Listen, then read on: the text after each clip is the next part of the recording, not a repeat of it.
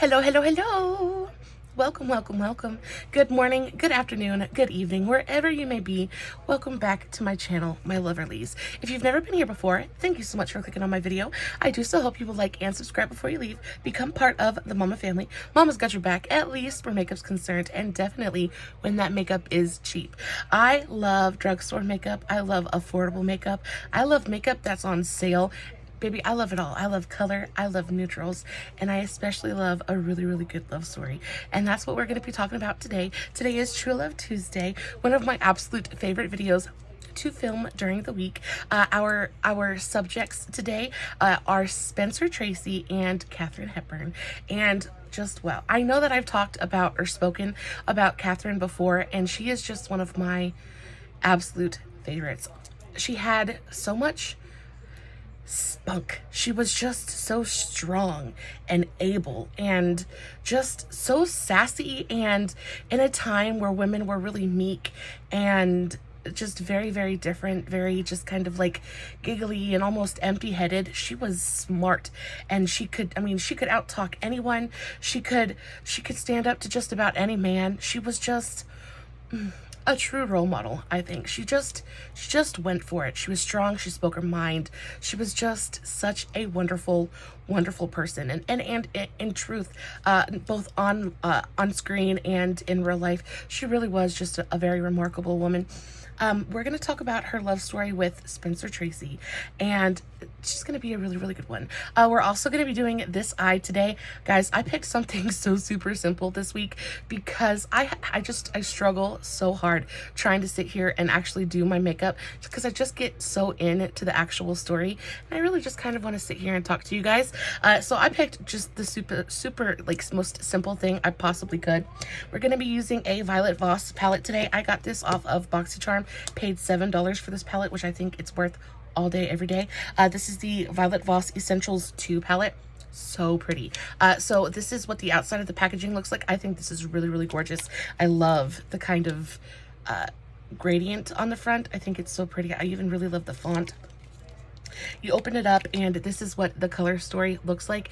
Again, Violet Voss is not like a super colorful brand in general. They do color, but they're mostly neutral palettes with pops of colors, and that's what this is. But I will say that the pops of color in this palette are spectacular. This shade right here, which probably you would think my favorite shade would be one of these or this blue, but my favorite shade is actually this one right here, and it's because it's a duochrome. This is the shade called Rose Gold, and it is the most absolutely stunning.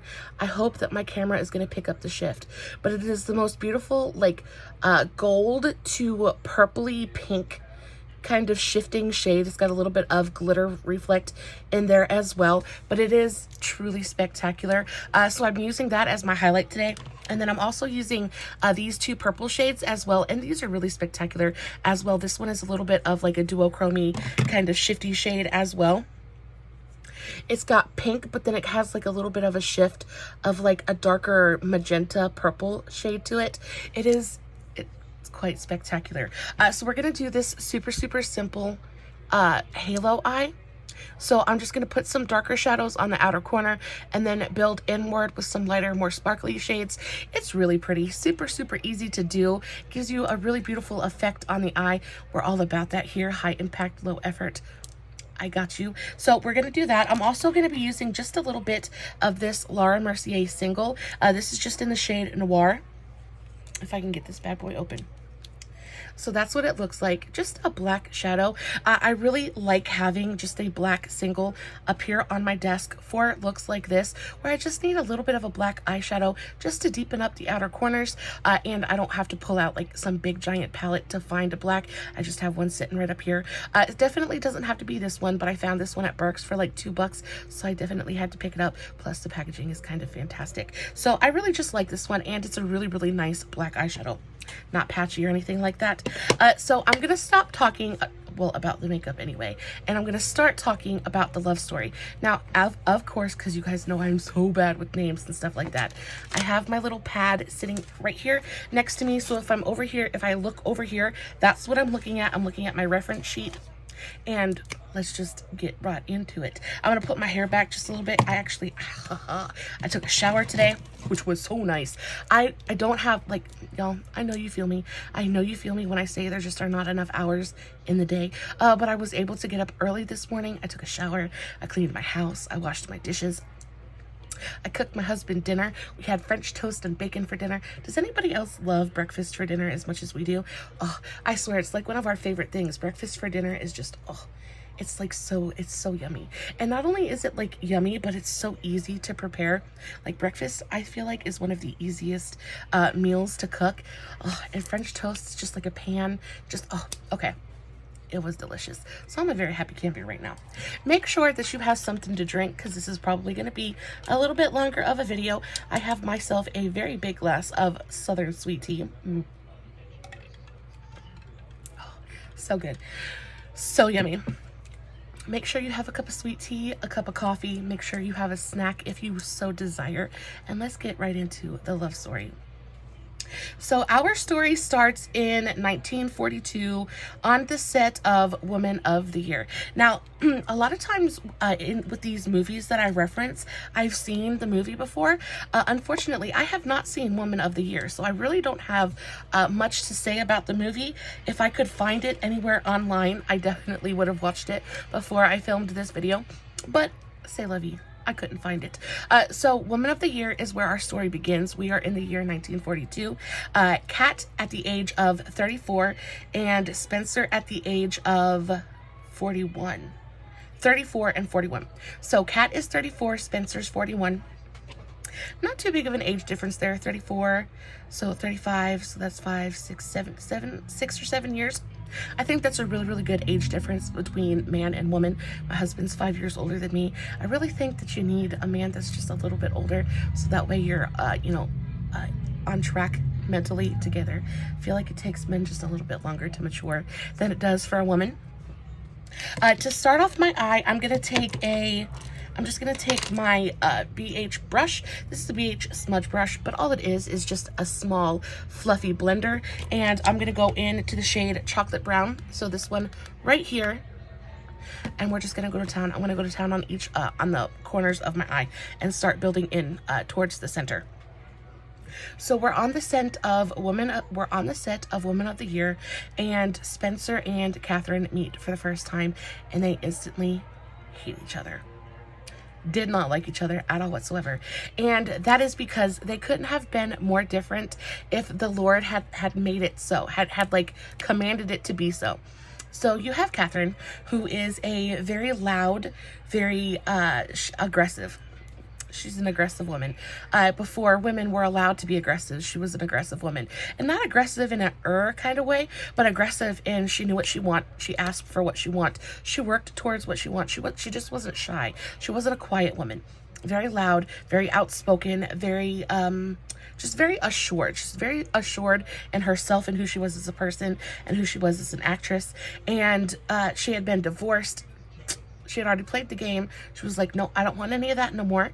So she was just a very loud, no-nonsense divorcee. And then you have Mr. Tracy. And Mr. Tracy is the complete opposite. He is quiet. He is a very traditional kind of man. He comes from a very traditional Catholic background, so he's very religious as well. And they just instantly clashed. They didn't like each other. And it wasn't love at first sight by any means. They definitely were not each other's biggest fans. And one of her famous quotes was actually the day they met on the set of Woman of the Year. Catherine went up to Tracy and said, "I fear I may be too tall for you, Mr. Tracy," talking not only about her stature, but about, her beliefs and just basically saying, I think I'm a little bit too much for you to handle. And the people on the people on the crew were remarked that he'll cut you down to size in no time. Apparently, he was a little bit holier than thou and a little high and mighty, and was prone to kind of belittling people. And they instantly struck up banter, witty kind of comebacks. And I think when I think about it, like when you're in school and you like a boy, you can't be nice to him, right? Like, you can't be nice to somebody that you like. You have to be mean. Boys do the same thing. You have to be mean. You have to tease each other. You kind of have to give each other crap, And it was the same way for Catherine and Spencer. They instantly struck up a banter, just kind of feeling each other out, throwing barbs at each other, and from that they ended up really, really, really just falling for each other hard. It didn't take very long. As soon as the camera turned on, like, there was instant charisma. There was instant sparks there. Anyone that watched them together knew that something was going to happen just because that chemistry was there instantly. And it just makes me smile because I've kind of been in that situation, especially you've got to put yourself in that position where you're meeting someone for the first time, someone new for the first time, and you're kind of nervous and you kind of like them, but you don't really want to like them. And you're kind of like, you're testing the waters. And I remember how it was when I met my husband, just the kind of, and we still do it to this day, just kind of just giving crap to each other, just pushing each other. And I think it's so much fun. And of course that grows into something a little bit more substantial. So like when they were on screen, this was Hollywood gold, absolute Hollywood gold. Their chemistry on camera was just, it was intense. It was incredibly intense.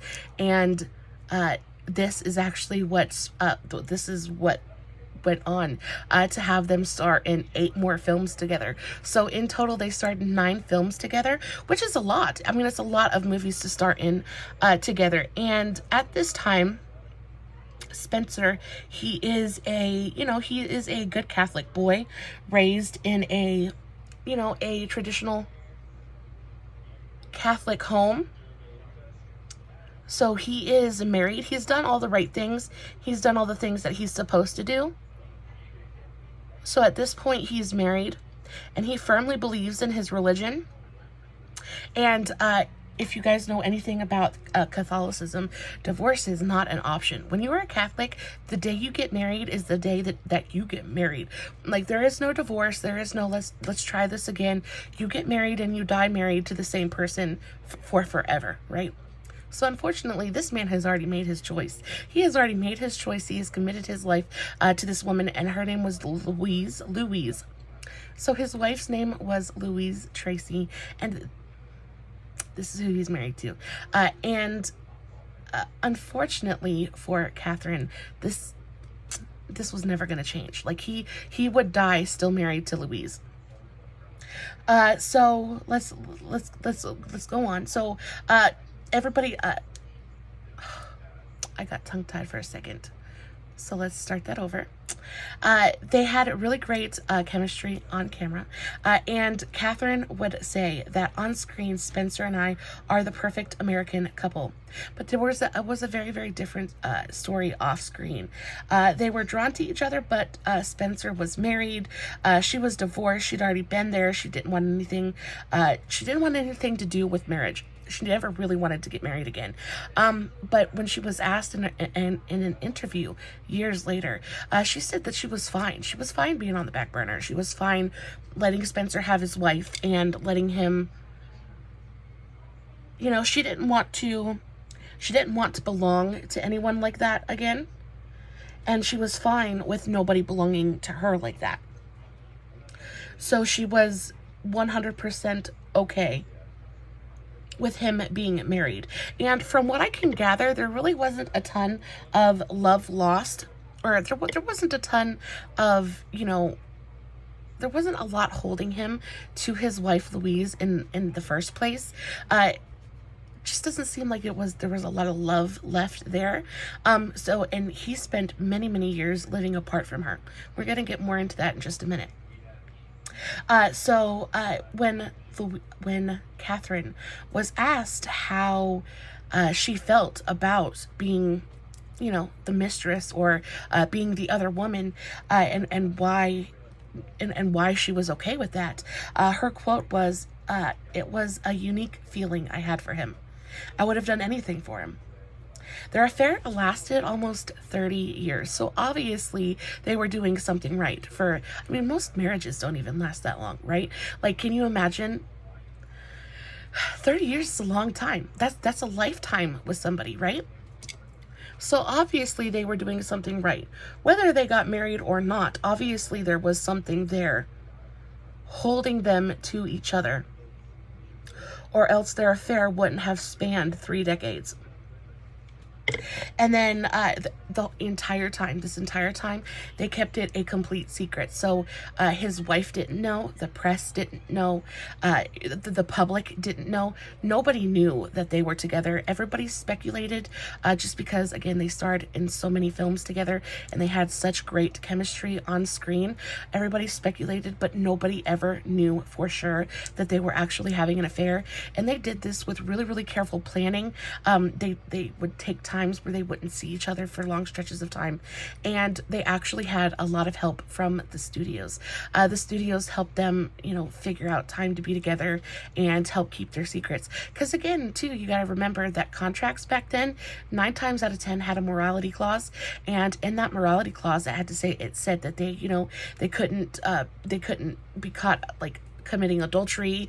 They couldn't, nothing that would tarnish their character at all, right? So everybody wants to be viewed as the best person they can be, and it was all about solid American values back then, especially for the studios. They want the public to view their stars in the best light possible, so that way they like them as much as they can, so that way they'll pay as much money as they want to come and see them at the theaters, right? So the studio really helped them. It's the same case with the True Love Tuesday that we talked about last week. The studios helped these people out a lot. Dirty, but they helped him out a lot. They helped, keep him together without outing the secret. And they went to great lengths to keep it quiet. Spencer ended up quietly separating from his wife a few years into the affair.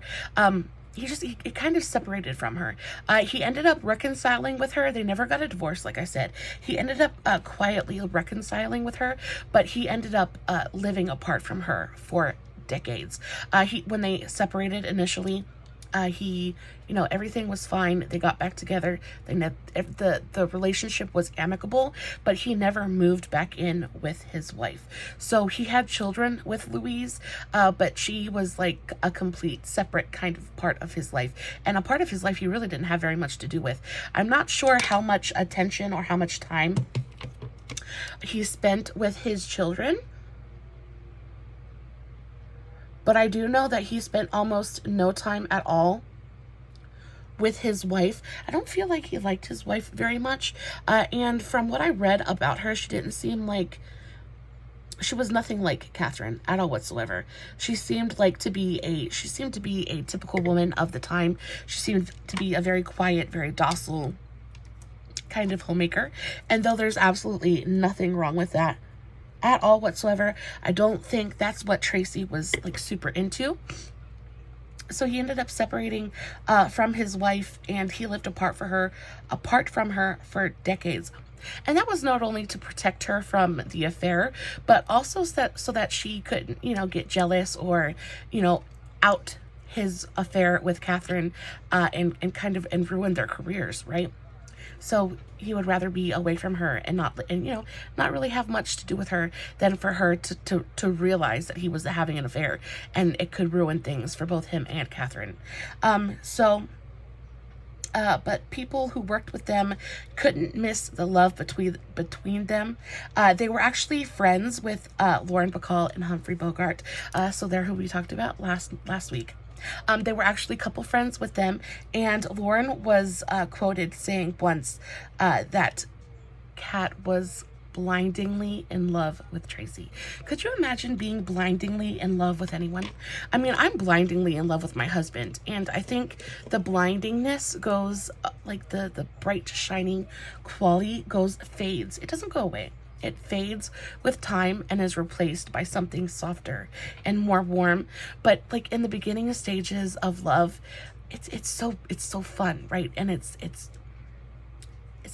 new, right? And when you're having an affair, I feel like the newness doesn't quite fade that way, because it continues to be something. I'm gonna go into the Laura Mercier single now, and I'm just gonna use my BH Smoke Brush. It is an even smaller detail blender, and I'm just gonna put a little bit of black right here on the very outermost corners, just to give myself a little bit of depth. And I'm really going to make sure I blend this into that brown and kind of smoke this out a little bit. I just kind of want to give myself a little bit of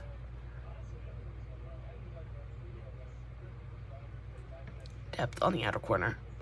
I love this Laura Mercier single. I think it blends so beautifully. I'm not going to take this too much higher than the crease, but just put a touch of it right there, and then I'll go back over it with a little bit of brown to blend it in just a little bit more. But when you're having an affair and things continue to be taboo, and especially since they didn't see each other very like every single day, the newness doesn't fade. So I feel like that love stays stronger for longer. You know what I mean? You don't quite take it as for granted. I feel like when you're in a relationship and you're with somebody every single day and you wake up next to them every single morning, you start to take that relationship for granted a little bit. But when you're having an affair and you have to sneak around and you have to make time to see each other, I feel like that kind of keeps the fire stoked a little bit hotter and a little bit higher for longer. But yeah, Bacall was once quoted saying that Kat was blindingly in love with Spencer. And then Gene Kelly, right? I want to do a video on him so badly. Gene Kelly is one of my absolute favorites. I love him so much. Fantastic dancer, fantastic singer, really all around fantastic guy. Love him so much. So handsome too. We're definitely going to talk about Gene Kelly at some point. But Gene Kelly, he worked with them at one point, and he actually said that he would observe them at lunch, and they would just meet and sit on a bench, hold hands, and talked. And everyone just left them alone to be in their own private little world. And it's so special. It is so special to me when everyone around you can tell that you're so enamored with this person that they don't even want to intrude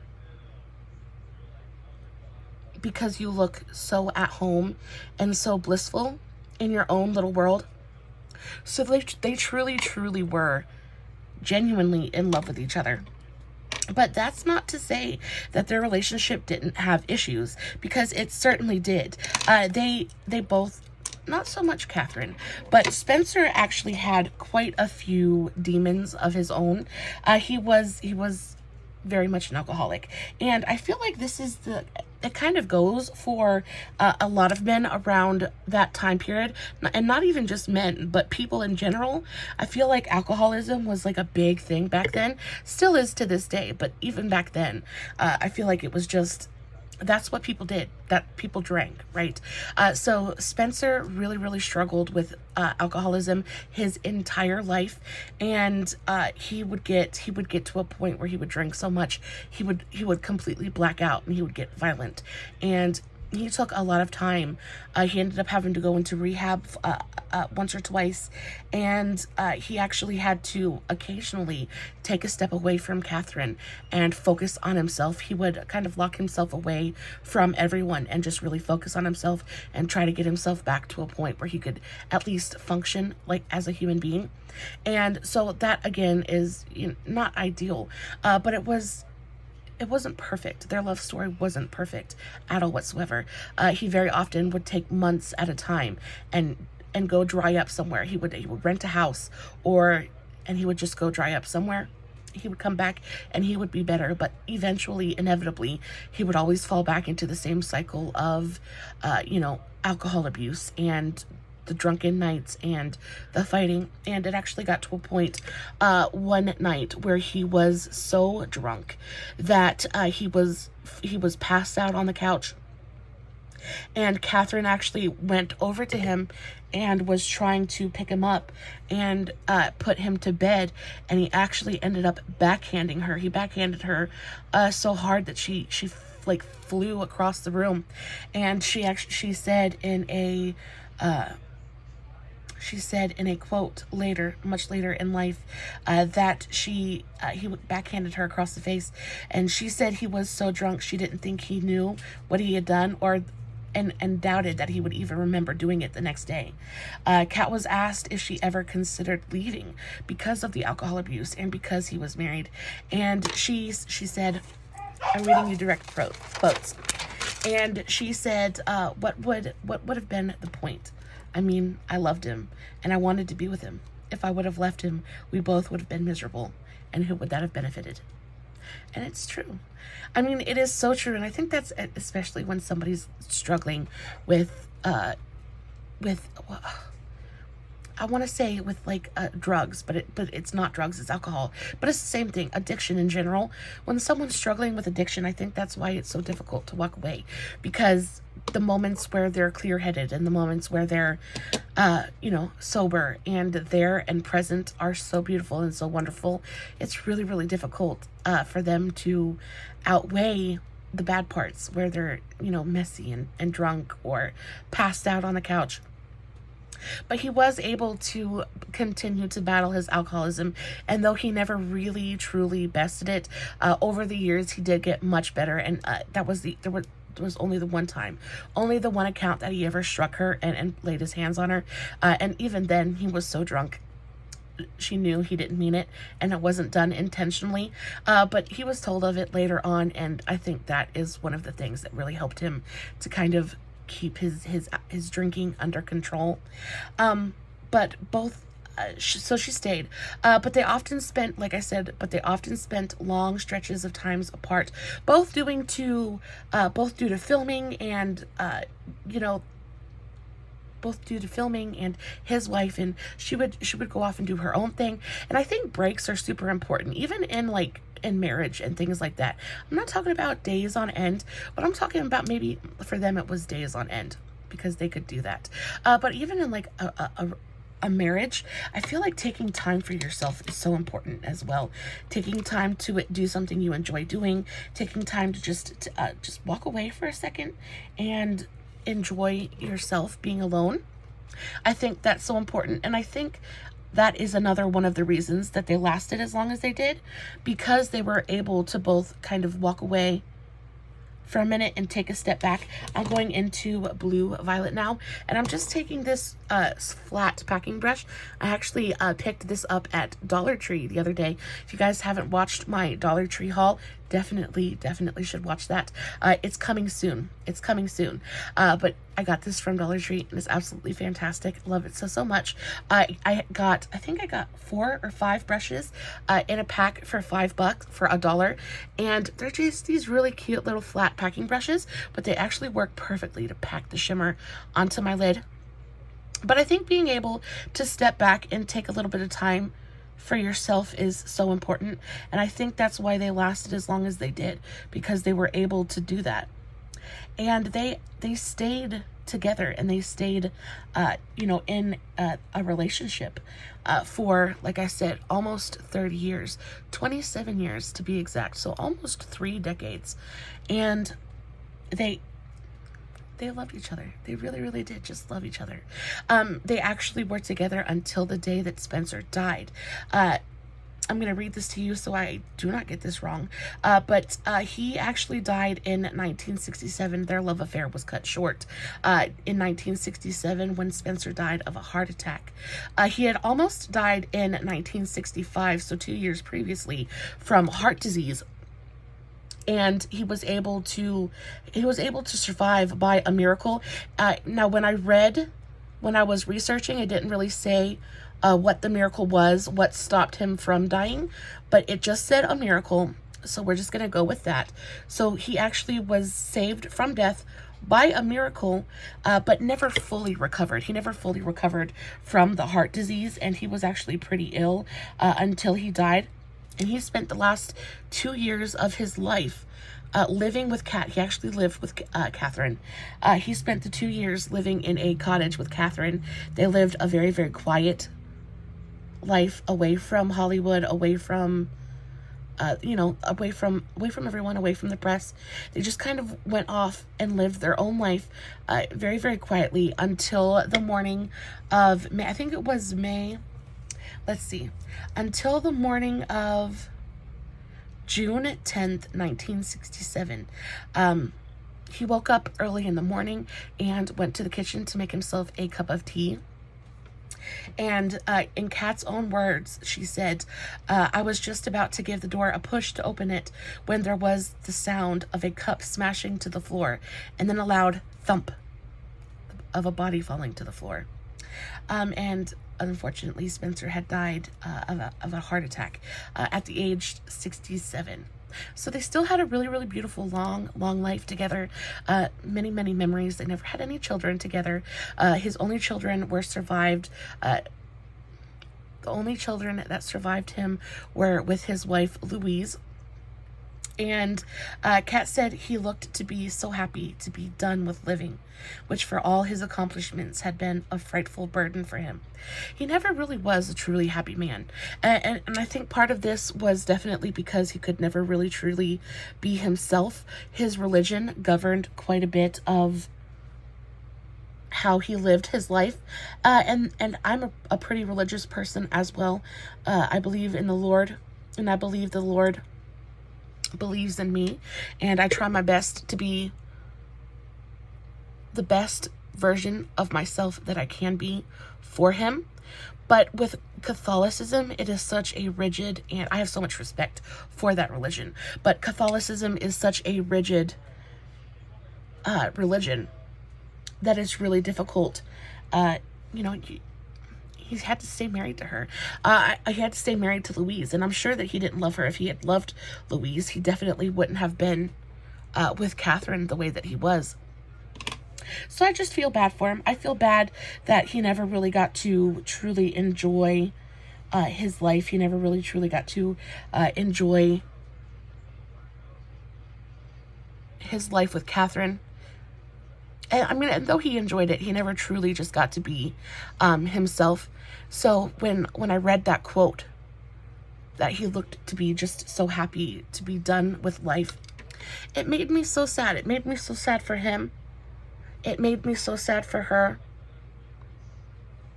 Because they literally spent 30 years hiding probably what was the best part of his life from everyone. They never told a single soul the truth about their love affair and the truth about the fact that they were together and loved each other very much. So that had to have been, at least partially taxing on him. But yeah. And then, so he died, and Kat, being the woman that she is, actually reached out to his widow. And I have to read you this quote because this just sounded so much like Katharine Hepburn that it was just, wow. She just had a pair on her made of solid brass. Gotta be. Look how beautiful that inner corner highlight is. I am so incredibly in love with it. I think it's just so stunning. I'm taking a little bit of this shade Clay and mixing it with beige. So these two shades right here. And I'm just kind of taking them up on the upper edge of this purple, just to soften it a touch and make sure that this line isn't quite so harsh. And then I'm also putting a little bit of that rose gold tone right up there as a brow bone highlight. Okay, so after he died, was so pretty. I love it so much. So after he died, she actually called his widow And again, like I said, his widow's name was Louise. And she called Louise to see if there was anything she could do to help her and the children, whether it be financially or helping with the funeral, helping plan or execute any of his last wishes. And Louise actually said, this is a quote, "Oh, yes. Oh, okay." So Kat said to her, "You know, Louise, you and I can be friends now. You knew him at the beginning, and I knew him at the end. Or we can just keep on pretending." And then Louise says, right, "Oh, yes, but you see, I thought you were only a rumor." And could you imagine? This is exactly what Kat says. A rumor. She was shocked. A rumor. Can you imagine? 30 years your husband isn't there and you think I'm a rumor? This wife must have been something truly, truly special. And I'm not hating on the wife at all, because maybe she just really trusted her husband, or maybe she really was just like that simple of a woman. Not simple as in stupid, but really just very unassuming. But could you imagine? Your husband has left, baby girl. Your husband is gone. He's moved out. And not only that, but he moved out 30 freaking years ago and hasn't been back since. And you didn't think, and on top of that, you've heard rumors that he's been cavorting with the glamorous, beautiful, spunky Katharine Hepburn. And you thought it was just a rumor? You never thought to ask him about it? You never thought to maybe think, well, maybe there's something to this? You never thought to wonder why your husband never came home? Okay, so this completely and totally stunned Katharine, and she said so in an interview years later. So after Spencer's death, Katharine remained very, very tight-lipped about the whole affair. She never really spoke publicly about her relationship with Tracy until Louise died. And then and I think that's so classy. I think that's such an incredibly classy thing to do, to keep that to herself, even after the widow, even after Louise was so rude to her, for her to continue to keep her silence out of respect. And I think part of the respect was for Tracy, and the fact that they had worked so hard for so long to keep that secret from not only the press and, the public in general, but from Louise as well, because obviously they did a fantastic job, because she had no freaking idea. So I think that it is such a classy thing for her to have kept silent about it for so very long. But after Louise died, she started to kind of talk about it. She still never went into full detail about what their life was like together. That's why we don't know too awful much about it. But she did go on record a few times, and I think she ended up being interviewed. Someone wrote a book about them, or she wrote a book. She wrote an autobiography, and she spoke a little bit about it. But Louise died in 1983, and Kat finally opened up a little. And the only thing she really had to say about their life together was, "We just passed 27 years together, and what was to me absolute bliss. We just loved each other, and there's nothing more to say." I think that sums it up, right? If all you have to say, if all you ever really feel the need, it's such a special thing. It was such a special thing that she didn't feel the need to go out and shout it from the rooftops, or she didn't feel the need to what is the word? To prove to anyone that she was his, or that they were in love, or that they were together. She was confident and secure in the fact that their love was real, and she was content to let that continue to be theirs. She didn't feel the need to share it with the world. She didn't feel she was confident in the fact that it was so special to her that she kept it close to her and kept it close to her heart. Until she died. She never really let anybody else in.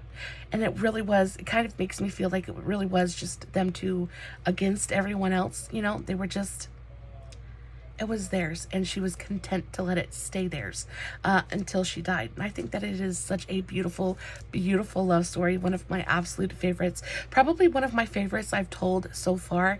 I think that this one was just very, very soft and very sweet and very, it's not like this big Hollywood fairy tale. There's no white knight in shining armor, because, you know, he definitely had his problems. But I think that it was really just two people that loved each other so, so very much, and really just wanted to be together and found a way to make it happen. Guys, I hope you enjoyed today's video. I really, really enjoyed telling it. Let me know if there's anyone in the comments below that you guys would like me to talk about next. I am really, really loving combining old Hollywood and love stories. I think it is so much fun. This is what today's eye look looks like as well. Definitely need to add a little bit of eyeliner and mascara, but for the most part, this is the gist of it. Really pretty. Just a really pretty kind of halo eye, but very sparkly and shimmery and a little bit shifty. Simple, but still, you know, there and still makes a point. I think it's beautiful. I think that the Violet Voss formula is absolutely astonishing. I think the mattes are by far and away some of the best, absolute best that I've used. They're a little bit thinner of a formula, which you guys know isn't my favorite, but they're just so blendable and so super creamy. They're just effortless to use. I think the shimmers are quite spectacular. I think this purple on my eyelid looks so, so beautiful. I went in and did a little bit of a black wing with my NYX Epic Wear ink liner, and then I went in and lined my upper and lower waterlines with my Milani.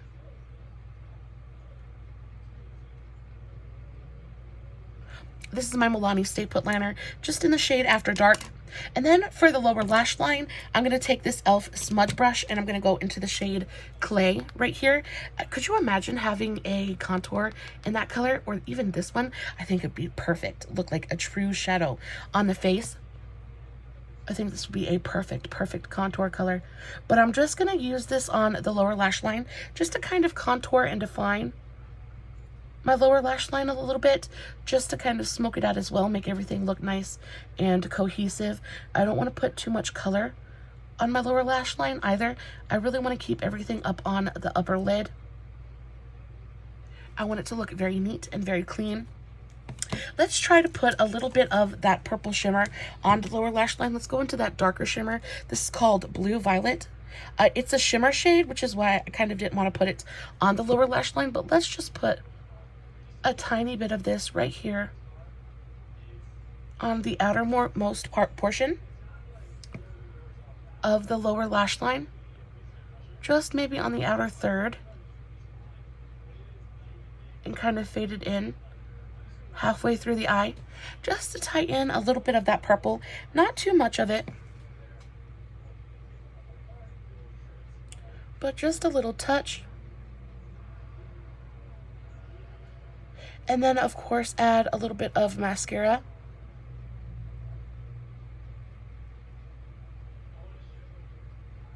And I think you'll be good to go. Yeah, that little bit of purple on the lower lash line actually looks really, really pretty. My eyes are so watery today. Okay. That's it for me today, guys. I love you so, so very much. Again, as always, no filters, no edits, no fancy lighting. It's just me sitting here in front of my camera, playing with my makeup, telling y'all love stories, hoping y'all are enjoying what I'm doing. I hope that you come and see me again next week for next week's True Love Tuesday. It's going to be a banger. It's going to be a really, really good one. I'm already starting researching on it. I am so in love with the story already. As always, everything I used in today's video will be in the description box below, along with the links to my Facebook, TikTok, and Instagram. If you guys are not following me on all my social medias, I really, really hope that you will do that. Your support is so, so very, very appreciated. I really, really, really am so thankful for each and every one of y'all. Every click that you do for me is absolutely just, thank you so much. I love you. And until next time, stay safe, take care of yourselves, and remember, you're important. Bye.